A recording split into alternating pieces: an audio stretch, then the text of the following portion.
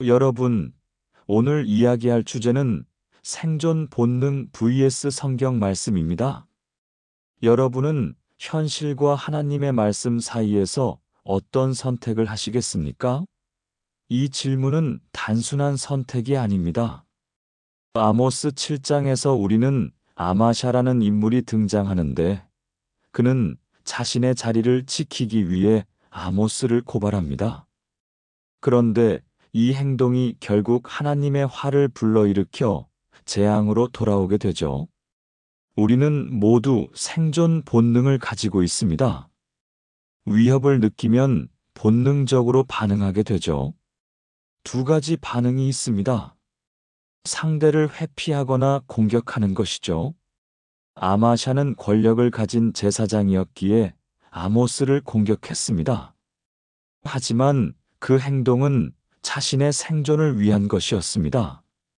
더 정확히 말하자면 자신의 이익을 지키기 위한 선택이었습니다.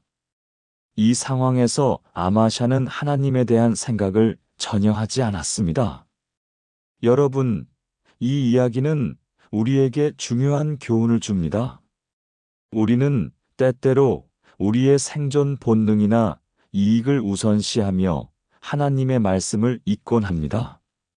하지만 그러한 선택이 결국 우리에게 어떤 결과를 가져올지를 깊이 고민해야 합니다. 이제 우리는 하나님 말씀과 현실이 충돌하는 상황에서 어떻게 올바른 선택을 할 수 있는지를 탐구해야 합니다. 다음 이야기에서는 생존 본능이 우리에게 미치는 영향과 하나님의 말씀을 따르는 것이 왜 중요한지를 더 깊이 살펴보겠습니다. 그 과정에서 여러분이 어떤 새로운 통찰을 얻게 될지 함께 알아보는 시간을 가져봅시다. 여러분, 오늘은 생존 본능이 우리에게 미치는 영향을 깊이 파헤쳐 보겠습니다.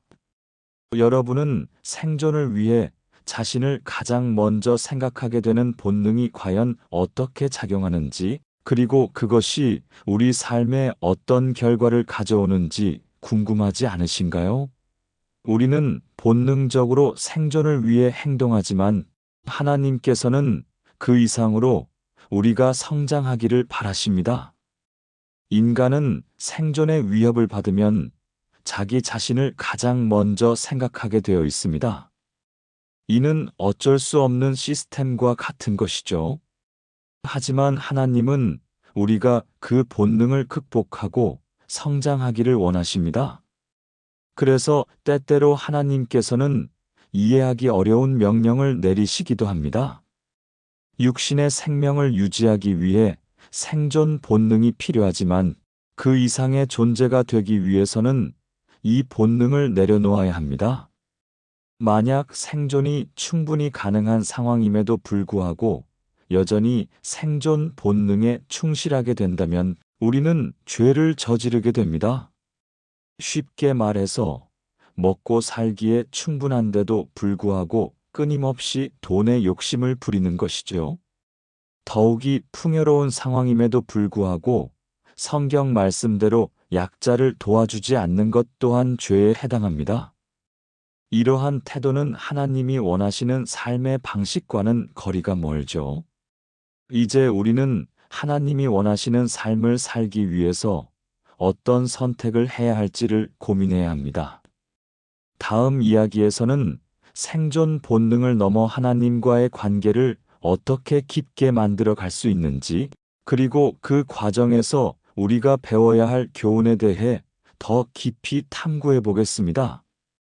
그 과정에서 여러분이 어떤 새로운 통찰을 발견하게 될지 함께 알아보는 시간을 가져봅시다.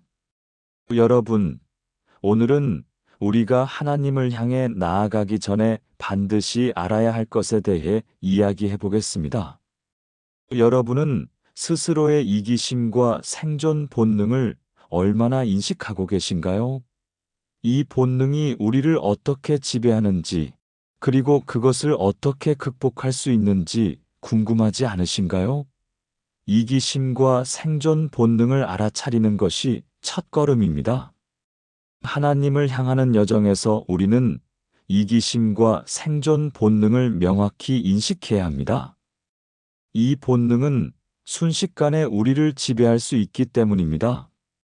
그래서 멈추고 인내하며 다스릴 수 있는 힘을 길러야 합니다. 본능을 알아차리지 않으면 우리는 무의식적으로 반응하게 됩니다. 이때 중요한 것은 하나님 말씀을 지속적으로 내면에 새겨야 한다는 점입니다. 말씀을 새기면 하나님께서 우리를 지켜보고 계시다는 감각이 생깁니다. 이는 우리의 행동을 더욱 신중하게 만들어줍니다. 또한 하나님을 경외하는 마음을 가져야 합니다. 하나님을 무서워할 줄 아는 것이 지혜로워지는 길입니다. 여러분, 하나님을 경외한다는 것은 단순히 두려워하는 것이 아닙니다. 이는 그분의 위대함을 인식하고 그에 맞는 태도를 취하는 것입니다. 이러한 경외심이 있을 때 우리는 하나님과의 관계를 더욱 깊이 있게 발전시킬 수 있습니다. 이제 우리는 이기심과 생존 본능을 어떻게 다스릴 수 있을지를 고민해야 합니다. 다음 이야기에서는 하나님을 경외하는 마음이 우리의 삶에 어떤 변화를 가져오는지를 더 깊이 탐구해 보겠습니다. 그 과정에서 여러분이 어떤 새로운 깨달음을 얻게 될지 함께 알아보는 시간을 가져봅시다. 여러분, 오늘은 하나님에 대한 올바른 이해가 얼마나 중요한지를 이야기해 보겠습니다. 여러분은 하나님의 사랑만 강조하다 보니 경외와 무서움에 대한 개념이 사라지는 상황을 경험해 본 적이 있나요? 많은 사람들이 하나님을 자신만의 방식으로 상상하며 우상 숭배에 빠지곤 합니다. 이는 하나님을 제대로 이해하지 못하게 만듭니다. 성경 말씀을 읽을 때 우리는 그 의미를 깊이 이해해야 합니다. 하지만 여기서 중요한 점은 완벽하게 이해할 수는 없다는 사실입니다. 우리는 창조주 하나님의 피조물이기 때문입니다. 그렇지만 이 사실이 우리가 이해하려는 노력을 포기해야 한다는 뜻은 아닙니다. 평생을 걸쳐 이해하려는 노력이야말로 우리가 하나님을 더욱 깊이 알고 그분과의 관계를 깊이 있게 발전시킬 수 있는 길입니다. 이 과정에서 우리는 조금씩 깨달음을 얻고 변화해 갈 수 있습니다. 하나님은 우리의 자세와 태도를 보시고 그에 따라 도와주십니다. 여러분, 이처럼 하나님을 향한 올바른 태도와 이해는 우리의 신앙 생활에 큰 영향을 미칩니다. 우리는 사랑하는 하나님을 경외하고 그분의 말씀을 깊이 이해하며 그 안에서 성장해야 합니다. 이제 우리는 하나님에 대한 경외와 이해가 우리의 삶에 어떻게 적용될 수 있는지를 고민해야 합니다. 다음 이야기에서는 하나님을 경외하는 마음이 우리에게 어떤 변화를 가져다 주는지를 더 깊이 탐구해 보겠습니다. 그 과정에서 여러분이 어떤 새로운 통찰을 얻게 될지 함께 알아보는 시간을 가져봅시다. 여러분, 오늘은 아마샤가 아모스에 동의하고 도와줬다면 어떤 일이 벌어졌을지 상상해 보겠습니다. 여러분은 왕을 거역하는 것이 얼마나 어려운 결정인지 잘 아시죠? 우리가 삶을 살다 보면 나의 이익이나 입지가 위협받는 상황을 종종 마주하게 됩니다. 이럴 때 하나님 말씀을 따르는 것이 얼마나 힘든지 깊이 공감할 수 있을 것입니다. 하지만 이러한 상황은 단순한 시험이 아닙니다. 오히려 하나님을 선택하는 기회가 될 수 있습니다. 어려운 시험일수록 우리는 하나님을 선택함으로써 더 큰 성장을 이룰 수 있는 기회를 얻는 것입니다. 아마샤가 아모스를 도왔다면 그는 자신의 입지를 지키는 대신 하나님과의 관계를 깊이 있게 발전시킬 수 있었을 것입니다. 여러분, 하나님께서는 우리가 어려운 선택을 할 때 더 많은 것을 배울 수 있도록 우리를 인도하십니다. 우리가 하나님 말씀에 순종하고 어려움을 극복할 때 우리는 그분의 은혜와 사랑을 더 깊이 체험하게 됩니다. 이처럼 어려운 상황에서의 선택은 우리가 믿음의 길을 걸어가는 데 있어 중요한 전환점이 될 수 있습니다. 이제 우리는 이러한 시험과 기회를 어떻게 활용할지를 고민해야 합니다. 다음 이야기에서는 하나님을 선택했을 때 우리가 어떤 변화를 경험하게 되는지를 더 깊이 탐구해 보겠습니다. 그 과정에서 여러분이 어떤 새로운 깨달음을 찾게 될지 함께 알아보는 시간을 가져봅시다. 여러분, 오늘은 하나님 말씀을 따르는 선택이 가져오는 고통에 대해 이야기해 보겠습니다. 여러분은 하나님을 따르기로 결심했지만 그 과정에서 고통이 따를 수 있다는 사실을 알고 계셨나요? 하지만 이 고난과 시련 속에서 우리는 하나님의 보호를 경험할 수 있습니다. 이것이 바로 믿음의 힘입니다. 우리가 하나님 말씀을 따를 때 당장은 힘들고 고통스러운 상황이 펼쳐질 수 있습니다. 그러나 그 고난 속에서 우리는 하나님의 역사하심을 경험하게 되고 결국 더 큰 축복으로 이어질 것입니다. 여러분, 하나님에 대한 무한한 신뢰가 필요합니다. 지금 눈앞에 있는 어려움이 힘들고 고되더라도 그것은 잠시 지나가는 그림자와 같습니다. 이 모든 것은 하나님께서 우리를 위해 섭리하시는 과정의 일환입니다. 하나님께서는 우리가 어려운 시기를 겪을 때 결코 홀로 두지 않으십니다. 오히려 그분의 손길로 우리를 감싸주시고 우리가 어떤 상황에 처하든지 함께 하신다는 것을 기억해야 합니다.